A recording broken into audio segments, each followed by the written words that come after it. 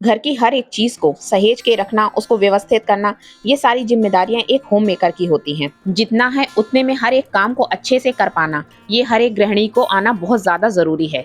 तो दोस्तों, आज मैं कुछ और ऐसी ही टिप्स एंड ट्रिक्स आप लोगों के लिए लेकर आई हूँ, जो कि आपके रोजमर्रा के काम में मदद आएंगी। तो अगर आप मेरे वीडियो पर नए हैं तो मेरे चैनल को सब्सक्राइब करना बिल्कुल ना भूलें। तो चलिए फ्रेंड्स, इसी के साथ आज का वीडियो स्टार्ट करते हैं। हम सभी अपने घर में चाहे जितनी साफ सफाई कर लें, पर कुछ चीजें ऐसी होती हैं जिन्हें हमें बार बार ऑर्गेनाइज करना ही पड़ता है, उन्हें व्यवस्थित करना पड़ता है। जैसे इस ड्रॉर को हर दूसरे दिन मुझे साफ करना होता है। घर में फोन से ज्यादा तो चार्जर होते हैं। आजकल हर एक चीज चार्जेबल आने लगी है, जिसके चार्जर बहुत सारे इकट्ठे हो जाते हैं, और चार्जर को जब हम इस्तेमाल करने के बाद इसमें रखते हैं तो ये इस तरीके से सारे बिक जाते हैं। तो मार्केट से जब कोई भी नया वायर वगैरह कुछ आता है ना, वो इस तरीके से पतले से वायर से बंधा रहता है। पर हम इनका इस्तेमाल करते हैं और इन वायर्स को इसी तरीके से खोल के हम फेंक देते हैं। जिस तरीके से ये सारे तार उलझे पड़े हुए हैं, इन सब में से किसी का भी वायर नहीं है। पर अब हम इन्हें किस तरीके से लपेट कर अच्छे से रख सकेंगे, चलिए मैं आपको बताती हूँ। सबसे पहले तो हम इनको सुलझा कर अलग अलग करेंगे।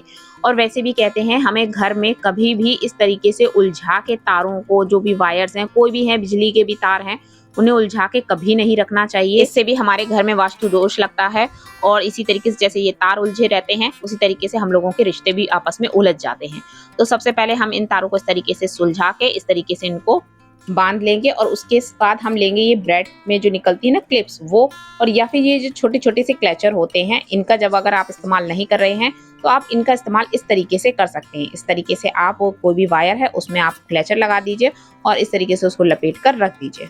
तो इस तरीके से बहुत सारे ऐसे क्लचर्स होते हैं जिनका इस्तेमाल हम नहीं करते हैं, उनका यूज भी हो जाएगा। और जितने भी हमारे ये चार्जर्स अडेप्टर वगैरह जितने भी है ना, ये सारे भी अच्छे से मैनेज हो जाएंगे। और क्लचर लगाने से ये थोड़ा इजी टू मैनेज भी हो जाएगा। मतलब अगर आपने इसको इस्तेमाल किया है तो अगर हम कोई चीज़ तार है उसको लपेटने में भी हमें थोड़ा सा टाइम लगेगा, पर आप क्लचर से उसको बहुत ही आसानी से जल्दी से लगाकर रख भी सकते हैं। तो ये देखिए, ये छोटे छोटे से जो क्लचर हैं, लगाने पे भी ये कितने सुंदर लग रहे हैं। तो इस तरीके से आप इनका इस्तेमाल कर सकते हैं। तो इसी तरीके से अगर कोई आपके बड़े क्लचर हैं या और भी कहीं के कोई वायर्स हैं, टीवी वगैरह जहाँ लगी रहती है वहाँ के जो वायर्स हैं, उनको भी आप इस तरीके से अरेंज कर सकते हैं। उनमें क्लचर या इस तरीके की ब्रेड की जो क्लिप्स हैं उनको आप लगाकर रख सकते हैं। तो देखिए, सारी चीज़ें जो हैं वो सुलझ भी गई हैं और जितनी भी चीज़ हमारी बेकार की पड़ी थी वो सारी इस्तेमाल भी हो गई हैं। तो फ्रेंड्स, आई होप आपको ये ट्रिक पसंद आई हो। तो प्लीज़ मुझे कमेंट जरूर करिएगा। तो चलिए इसी के साथ बढ़ते हैं अपनी नेक्स्ट ट्रिक की तरफ। तो दोस्तों, अगली ट्रिक में जो बता रही हूँ वो मोस्टली सभी के घरों में ये प्रॉब्लम होती है। अक्सर जब हम लोग टीवी का रिमोट या कोई भी रिमोट इस्तेमाल करते हैं तो कुछ ही टाइम बाद क्या होता है, हमें उसे ठोकने पीटने की जरूरत पड़ती है, उसके बाद ही टीवी चलती है। तो कभी कभी सेल वीक हो जाते हैं, जिसकी वजह से ये अच्छी तरीके से चलना बंद कर देते हैं और ठोकने पीटने के बाद ही रिमोट काम करता है। पर अब एक इजी सी ट्रिक से आप सेल को थोड़े और लंबे टाइम तक चला सकते हैं। उसके लिए मैंने लिया है एक फॉइल पेपर, और इसमें हम जो सेल हैं उनको अच्छी तरीके से लपेट देंगे। फॉइल पेपर को अच्छी तरीके से हम टाइट कर देंगे, जिससे जो सेल है उसके अंदर अच्छे से पैक हो जाए। तो इसी तरीके से हम जो दूसरा सेल है उसको भी फॉइल पेपर में लपेट देंगे।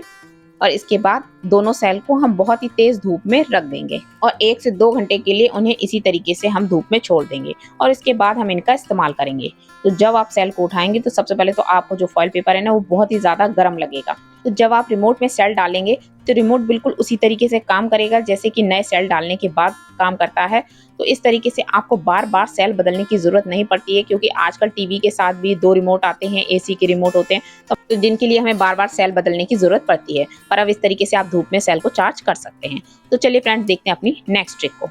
तो दोस्तों, गर्मियों के दिन हैं और ऐसे दिनों में केले को बचा पाना बहुत ही मुश्किल होता है, क्योंकि केले बहुत ही जल्दी खराब होते हैं। एक दिन से ज्यादा केले चल नहीं पाते हैं। एक दिन जब आते हैं केले तो बहुत ही अच्छे दिखते हैं और अगले दिन से ही काले पड़ने शुरू हो जाते हैं। तो केले को फ्रेश रखने की मैंने आपको एक टेक्निक पहले बताई थी कि केले को हम किस तरीके से टांग के रखेंगे तो केले जो हैं वो बहुत ही ज्यादा लंबे टाइम तक आपके सही बने रहेंगे। पर इसके साथ ही आज मैं आपको एक ट्रिक और भी बताती हूँ।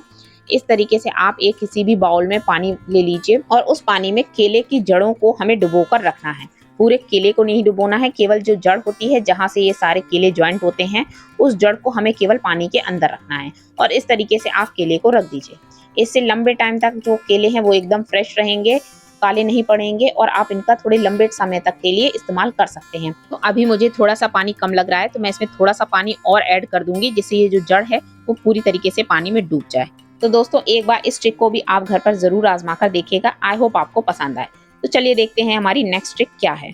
तो दोस्तों आज मैं आप लोगों के साथ जो प्रॉब्लम शेयर करने वाली हूँ, ऐसी दिक्कत बहुत लोगों के साथ होती है। कई लोगों की जो पैरों की उंगलियां होती हैं उनमें इन्फेक्शन हो जाता है, जिसकी वजह से कई बार खुजली मचती है या लाल लाल से दाने पड़ जाते हैं और उनको खुजा खुजा कर हम उसको और ज़्यादा बढ़ा देते हैं। बहुत से लोगों के पसीने में ऐसी प्रॉब्लम होती है जिसकी वजह से ये उनको हो जाता है, या पैरों में क्या कभी कभी हाथ की उंगलियों में भी हो जाता है। मैंने अपने ही घर में ऐसी प्रॉब्लम को देखा है। मैं उनका वीडियो आपके साथ शेयर नहीं कर सकती हूँ, इसलिए मैं आपको सिर्फ जो रेमेडी है वो बता रही हूँ। तो जिस किसी को भी पैरों में इस तरीके की कोई भी दिक्कत है तो आप उसमें विक्स को लगा सकते हैं। पैरों की उंगलियों के बीच में हमें यहाँ पर विक्स को लगाना है, या अगर विक्स नहीं है तो उसकी जगह आप झंडू बाम का भी इस्तेमाल कर सकते हैं। आपके पैरों में बहुत ही जल्दी आराम मिलेगा। आप इसको रात को लगा लीजिए और आप देखिए सुबह ही आपको इसमें असर दिखाई देगा। और हाँ, अगर किसी की प्रॉब्लम बहुत ज़्यादा ही है तो एक बार डॉक्टर से कंसल्ट ज़रूर कर लें, क्योंकि हर किसी की स्किन जो है वो अलग अलग होती है। तो अब किसी को ये असर करती है या किसी को नहीं करती है, ये आपकी स्किन पर भी डिपेंड करती है। पर मैंने जो एक्सपीरियंस किया है वो मैंने आपके साथ शेयर किया।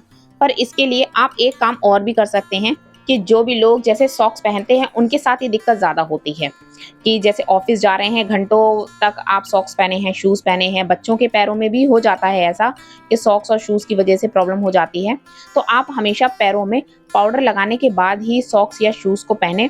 इससे जो आपके जो पैर हैं उनमें ज़्यादा मॉइस्चर नहीं रहेगा, पसीना जो है वो उसमें रुकेगा नहीं। तो इस तरीके से उंगलियों के बीच में भी पाउडर को ज़रूर लगा दें और पाउडर लगाने के बाद ही आप सॉक्स पहनें।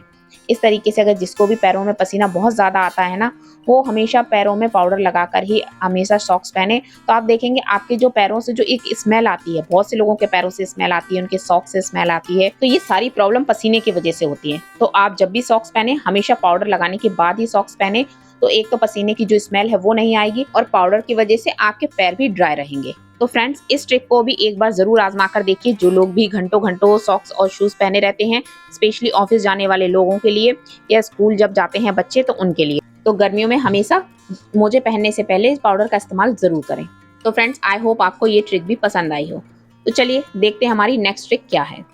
तो दोस्तों इस तरीके के कई बॉक्सेस जो होते हैं वो हमारे घरों में खाली पड़े रहते हैं।